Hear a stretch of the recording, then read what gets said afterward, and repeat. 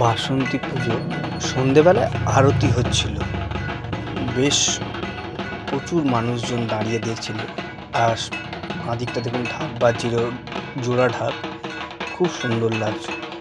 আর এরকম সন্ধ্যায় আরতি দেখতে প্রত্যেকেরই ভালো লাগে, আমারও তো বেশ ভালো লাগে। তার মধ্যে ঢাক বাজছে, কাঁসর ঘণ্টা বাজছে, দারুণ লাগছে। দুটো ব্রাহ্মণ ওরকম দাঁড়িয়ে দাঁড়িয়ে আরতি বিভিন্ন রকম মন্ত্র পড়ে পুজো দিচ্ছে মাকে। এরকম একটা মুহূর্ত খুব ভালো লাগে, সেই কারণেই আপনাদের সঙ্গে শেয়ার করলাম। আপনাদের কেমন লাগলো অবশ্যই জানাবেন। মা যেন সবার মঙ্গল করে, সবাই যেন ভালো থাকে।